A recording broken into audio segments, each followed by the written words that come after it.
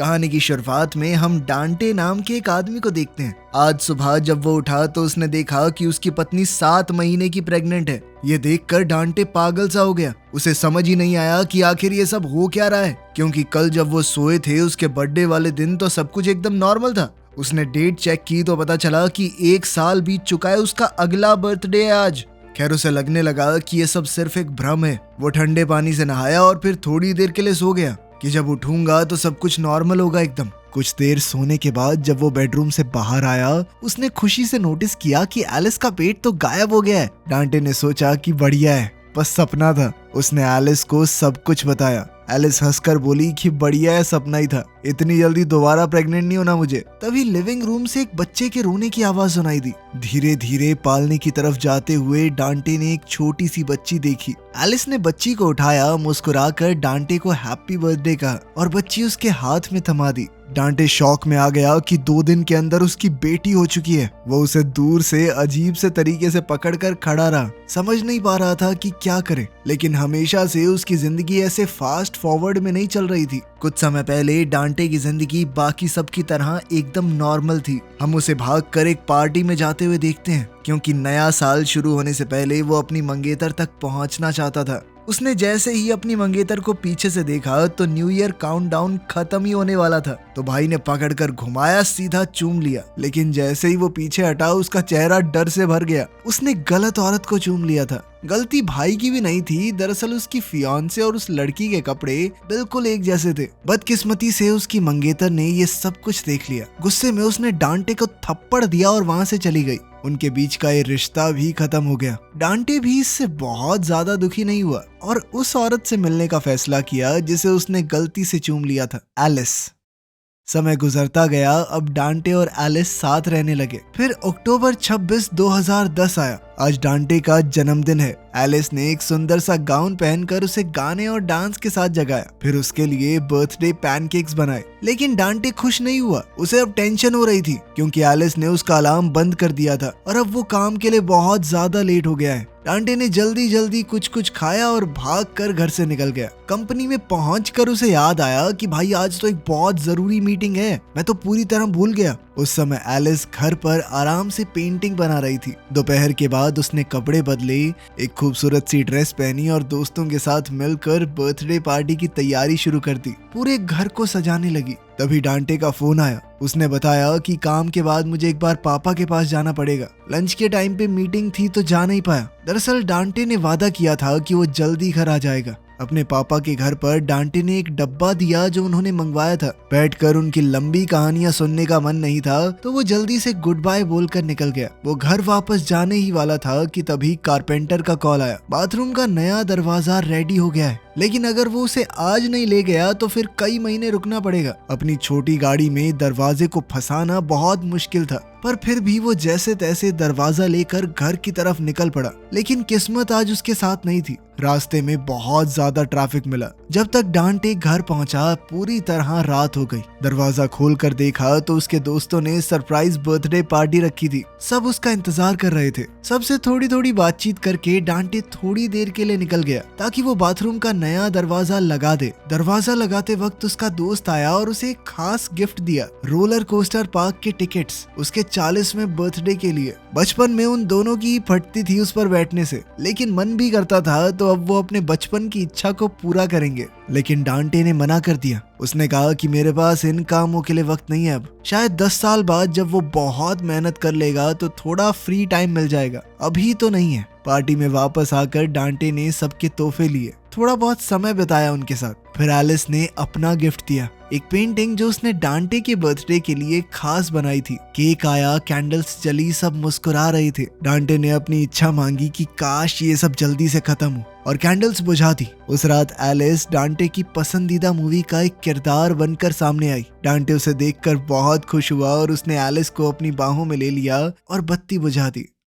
अगली सुबह डांटे अलार्म से उठा। जब वो बेडरूम से निकल रहा था तो उसे आवाज आई कि एलिस बाथरूम में उल्टी कर रही है। डांटे को लगा कि शायद कल इसने ज्यादा पी ली होगी, इस वजह से हो रहा है। लेकिन जैसे ही वो लिविंग रूम में आया तो उसे कुछ अजीब सा महसूस हुआ। काफी सारा सामान तो उसने पहले कभी देखा ही नहीं। फिर कहानी वहीं पहुंच गई जहां से शुरुआत हुई थी। एक दिन में उसकी बीवी प्रेग्नेंट हुई और अगले ही दिन हाथ में बच्ची, जिसके बाद उसने चौंक कर पूछा कि नाम क्या रखा है हमने इसका। गैलाड्रियल। इतना भी नहीं याद। डांटे हैरान था, पर पता चला कि जब बच्ची पैदा हुई थी तब डांटे ने ही ये नाम रखा था। डांटे को लगा कि कुछ तो गलत हुआ है। उसका दिमाग खराब हो रहा था। वो डॉक्टर के पास गया कि कुछ तो गड़बड़ है मेरे साथ, लेकिन डॉक्टर ने सारी रिपोर्ट नॉर्मल बताई। डांटे पूरी तरह से हेल्दी है। डांटे को लगा कि शायद उसे अपने पिता की तरह अल्जाइमर्स हो गया है, सब कुछ भूलने लगा है वो। पर डॉक्टर ने कहा कि ये बीमारी बाप से बेटे में नहीं आती, तुम शायद थोड़ा ज्यादा स्ट्रेस ले रहे हो और कुछ नहीं। डॉक्टर ने कहा कि थोड़ा आराम करो और परिवार के साथ समय बिताओ।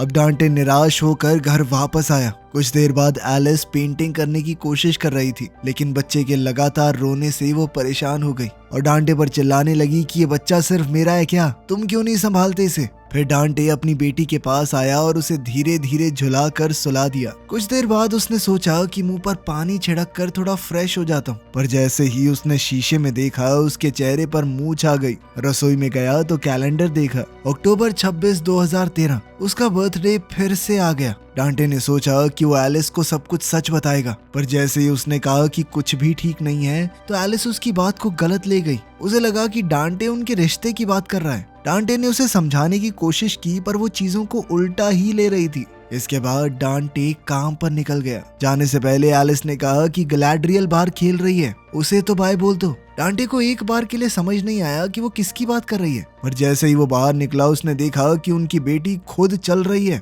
ये देखकर डांटे की सांस रुक गई। गैलाड्रियल ने उसे पापा कह के बुलाया तो डांटे बहुत ज्यादा खुश हो गया। वो हल्ला मचाने लगा कि इसने मुझे पापा बुलाया, देखो पापा बुलाया। इस पर एलिस बाहर आई और कहने लगी कि इतना क्या सोच रहे हो, इतने टाइम से तो पापा बोल रही है तुम्हें। डांटे को अभी भी ये सब एक सपने जैसा लग रहा था।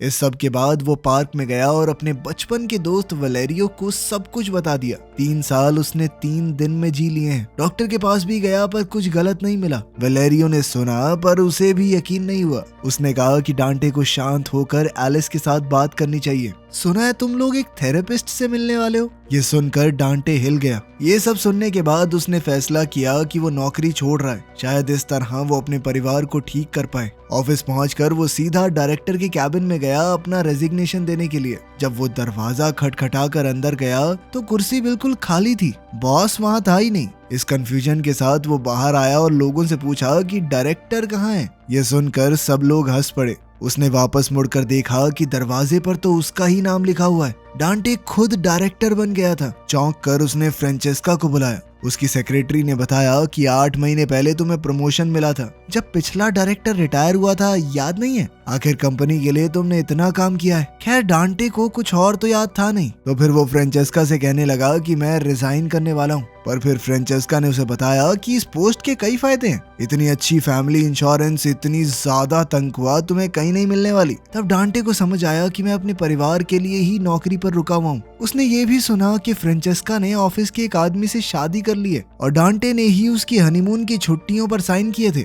ये सब सुनकर वो पूरी तरह हैरान रह गया। थोड़ी देर बाद सब लोग उसके लिए एक बड़ा सा केक लेकर आए। ऑफिस से निकलते ही डांटे ने देखा कि अब वो अपनी सस्ती गाड़ी नहीं बल्कि महंगी लेक्सस चलाता है। तभी अचानक एलिस का फोन आया कि मैं थेरेपिस्ट के पास तुम्हारा इंतजार कर रही हूँ। डांटे ने कहा कि मुझे सब कुछ याद है, मैं बस वो थोड़ा एड्रेस भूल गया था। एड्रेस कहाँ पे बताना, मैं आसपास ही हूँ। थेरेपिस्ट के कमरे में डांटे कहने लगा कि कुछ दिक्कत नहीं है। अब दिक्कत हो भी कैसे, उसके लिए तो 3 दिन ही बीते हैं, लेकिन एलिस के लिए 3 साल हो चुके थे। खैर एलिस कहने लगी कि डांटे अपने परिवार को बिल्कुल वक्त नहीं देता, बस ऑफिस के काम में बिजी रहता है, कभी कभी तो ऑफिस में ही सो जाता है। ये सारी बातें डांटे को थोड़ी चुभ गई। वापस जाते हुए उसने कहा कि मैं ऑफिस में खुद को थकाता हूँ तुम्हारे लिए, ताकि तुम घर पे बैठ के अपनी वो आराम से पेंटिंग बना सको। ये बात एलिस को बहुत बुरी लगी। वो चुप रही, पर उसकी आंखों में दर्द साफ दिख रहा था। आखिर में एलिस कुछ काम करने निकल गई और डांटे घर आया। उसके घर में खिलौने फैले पड़े थे। टेबल पर उसे फैमिली फोटोज मिली। उसने फ्रिज खोला, बियर निकाली, एक सिप ली और वापस रख दी। फ्रिज बंद करते ही उसने देखा कि फोटो गायब, उसकी बेटी तक का नामो निशान नहीं है। डांटे ने डर के मारे एलिस को कॉल किया। एलिस ने याद दिलाया कि हम दोनों ने डिसाइड किया था ना कि थोड़े दिन अलग रहेंगे। अब डांटे शॉक में पड़ गया कि हमारा रिश्ता कैसे टूट गया। उसने रोते हुए एलिस से कहा कि मुझे तुम्हारी जरूरत है, मैं तुमसे प्यार करता हूँ। उसने एलिस से उसका एड्रेस मांगा। एलिस ने कहा कि मैं गुड़िया को डांस क्लास में छोड़कर मिलने आती हूँ तुमसे। उसने फोन काटा ही था कि तभी दूसरा फोन बज पड़ा। उसे अचानक ही नर्सिंग होम से फोन आया। उसके बीमार पिता बालकनी के किनारे पर बैठ गए थे। वो नीचे कूदने ही वाले थे कि तभी डांटे भागा। वो ऊपर पापा के पास गया जो रेलिंग के ऊपर बैठे हुए थे। डांटे ने अपने पिता को समझाकर जैसे तैसे उन्हें रोका। घर वापस आते ही डांटे डर गया। फ्रेंचेस्का किचन में खाना बना रही थी।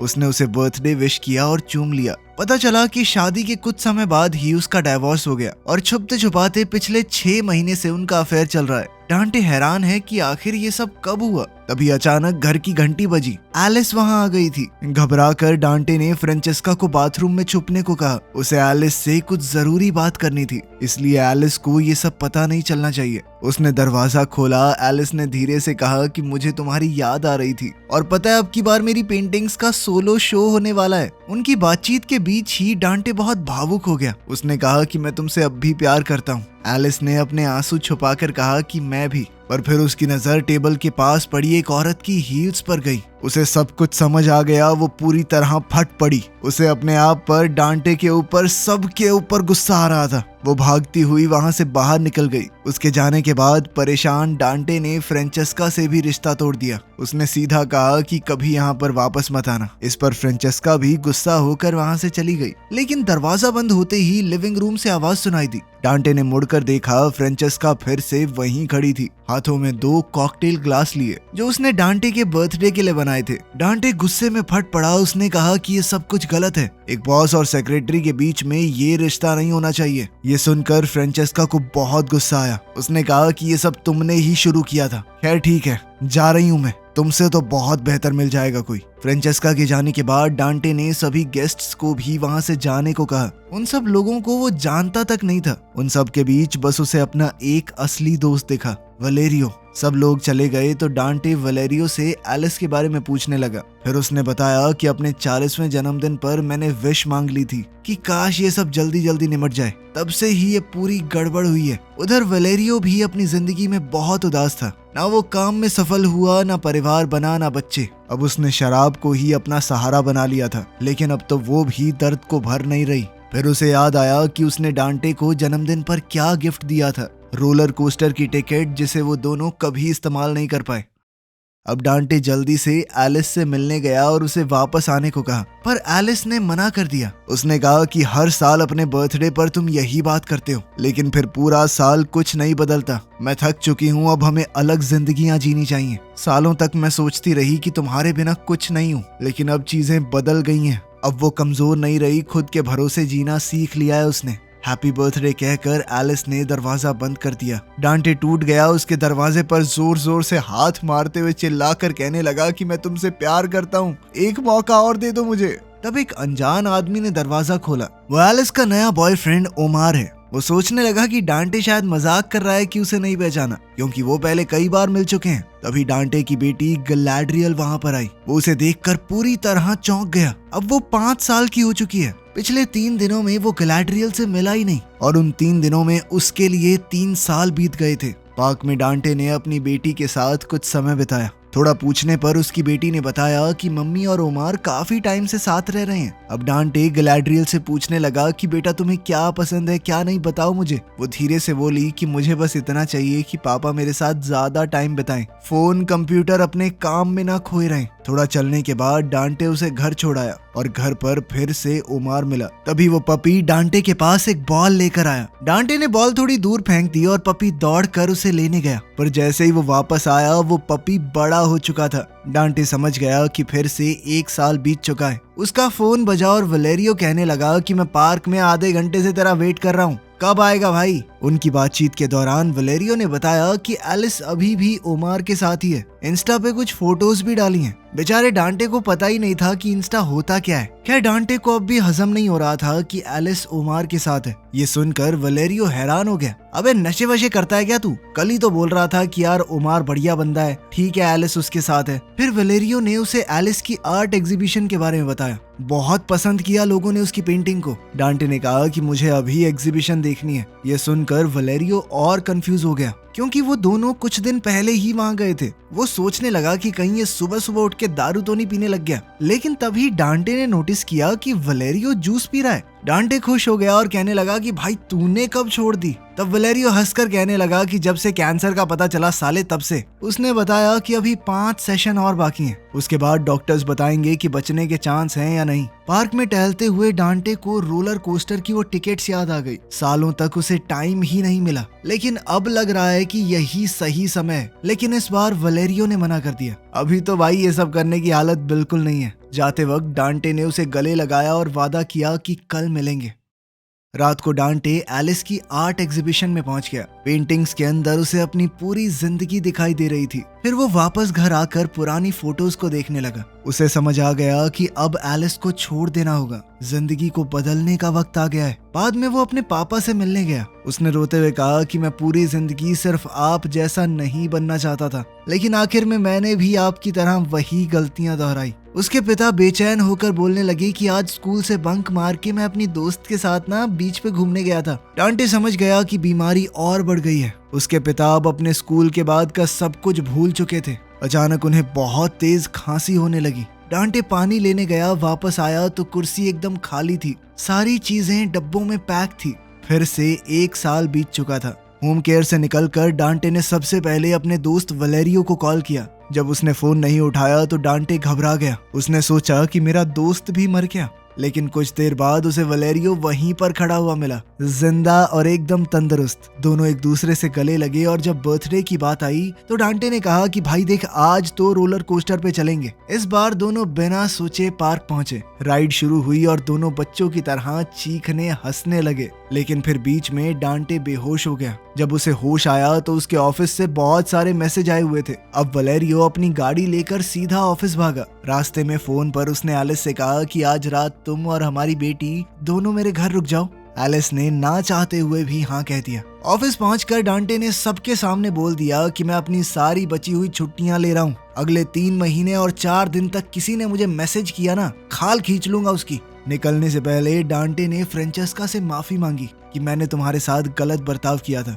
घर जाते वक्त डांटे एक एनिमल शेल्टर में रुका और उसने एक कुत्ते को अडॉप्ट कर लिया। ये उसकी बेटी के लिए एक छोटा सा तोहफा होगा। घर पहुंचने पर डांटे ने अपनी बेटी को वो पपी देकर सरप्राइज किया। उसने एलिस से कहा कि आज का दिन हम तीनों साथ गुजारेंगे। तीनों ने मिलकर पेंट किया, कपड़े बदलकर कॉस्ट्यूम पहने, अपने कुत्ते के साथ पूरा दिन खेले और पहली बार उन्हें एक असली परिवार की तरह वक्त मिला जो डांटे को पहले कभी नहीं मिला था। डांटे फिर गैलाड्रियल के साथ बैठे बैठे उसे कहानी पढ़कर सुनाने लगा। जब उसने बैग से एक किताब निकाली उसे समझ आया कि वो किताब एलिस ने अपनी बेटी के लिए लिखी है। कहानी खत्म होते ही डांटे ने अपनी बेटी को कसकर गले लगा लिया और वादा किया कि मैं हमेशा तुम्हारे साथ रहूंगा। अगली सुबह जब वो उठा तो बिस्तर खाली था। वो उठकर बाहर चला गया और मुस्कुराकर देखा कि एलिस, गैलाड्रियल और वो छोटा पपी किचन में है। कल डांटे का बर्थडे था। आज तीनों ने मिलकर थोड़ी सफाई की और उसके लिए पैनकेक्स बनाए। उस वक्त डांटे को समझ आया कि आखिरकार अगला दिन आ गया। डेट बदल गई थी, 27 अक्टूबर।